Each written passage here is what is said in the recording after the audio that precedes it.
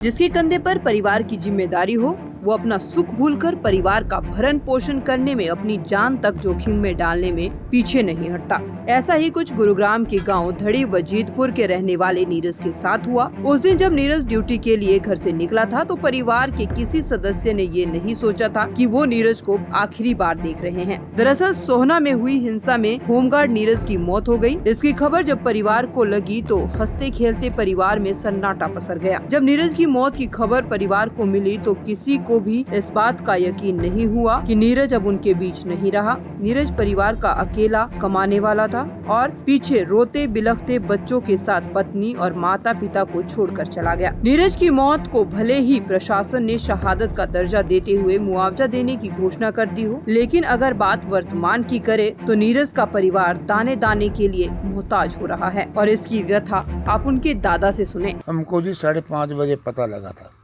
परसों 1 तारीख को 5:30 बजे पता लगा। उसके बाद जो है पता जैसे हमको लगा कि भाई फिर फ़ोन किया, उसके पास फ़ोन नहीं मिल रहा है।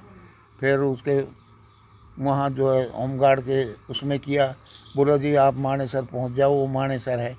मानेसर जब हम चले यहाँ से गाड़ी में, बता सुनने के बाद कि लड़का ख़त्म हो गया तो जी सबको आग लगती है। तो रास्ते में मैसेज आया, भाई आप मानेसर मत आइए, आप मेजंता हॉस्पिटल पहुँच जाइए, नीरज मेजंता में। तो हमारे कुछ तसल्ली हुई कि हॉस्पिटल में पहुंच गया तो हो सकता है हमें जीवित मिल जाएगा, हम देख लेंगे। लेकिन वहां जाने के बाद नीरज हमसे मुलाकात नहीं हुई। उससे पहले वो अंदर कोठड़ी में जो उनका मर्सिडी रूम होता है उसमें डाल दिया गया था, जहाँ मौत वाले को डालते हैं। कौन जिम्मेदार है इन हालात का? क्या ये चीज़ें रुक सकती हैं? जिम्मेवार जी अभी हम अपने मुँह से किसको कह सकते हैं। हम तो मौके पे देख नहीं रहे थे किसकी कार्रवाई है, किसकी क्या है, किसने मारा है, किसने नहीं मारा है। मौके पर अगर हम होते तो हम बता देते कि भाई फला आदमी इसका जिम्मेवार है, ढिमका है। हमारी तरफ से हमारा बेटा ड्यूटी पे गया था, अंडर पुलिस जो है दौला खेड़ की था और उनके अंडर नौकरी करता था।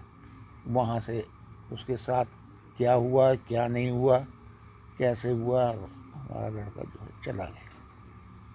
सरकार से क्या मांगे हैं आपकी? सरकार से मांगे जी हमारा यही है कि उसके छोटे छोटे 2 बच्चे हैं, घरवाली है, बच्चे हैं, उनके जो है पालन पोषण कैसे करेगी।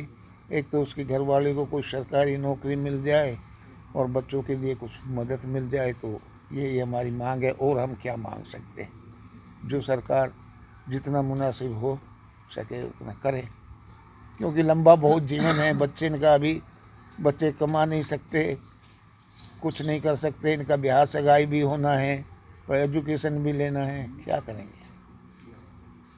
सीएम ने एक ही कमेरा था घर में। सीएम ने भी ऐलान किया है कि मुआवजा दिया जाएगा। हमें नहीं जी अभी तक नहीं पता है, हमारे पास जब कोई ऐसा मैसेज नहीं है। हम तो यहाँ बैठे रहते हैं, सीएम ने किया है या नहीं किया।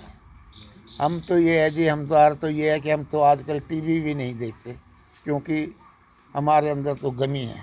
टीवी भी चलाना अभी जो है अच्छा नहीं लगता कि कोई समाचार सुन लें या हम बता दें कि भाई खट्टर ने ये ऐलान किया है, सीएम ने या नहीं किया है। हमें कुछ नहीं पता। हम इसी जगह में सुबह बैठ जाते हैं, शाम तक बैठे रहते हैं, शाम को अंदर अपनी चारपाई पे लेट जाते हैं। परिजनों की माने तो अब तक उन्हें प्रशासन से अथवा सरकार से कोई आर्थिक मदद नहीं मिली है। भले ही सरकार ने मुआवजे की घोषणा की हो, लेकिन अब तक कोई भी नुमाइंदा उनका हाल पूछने नहीं आया। उन्होंने सरकार से मांग की है कि न केवल उनके परिवार के भरण पोषण के लिए मुआवजा दिया जाए, बल्कि उनके परिवार के एक सदस्य को नीरज के स्थान पर नौकरी भी दी जाए। जिस वक्त ये हिंसा हुई थी उस समय नीरज को सोहना में हिंसा को नियंत्रण करने के लिए लगाया गया था। परिवार के लिए वही एक सहारा था जो कि इस हिंसा की भीड़ चढ़ गया। अब देखना होगा कि सरकार नीरज के परिवार को कब तक आर्थिक सहायता पहुंचाती है। दैनिक सवेरा के लिए गुरुग्राम से अनुज पांचाल की रिपोर्ट।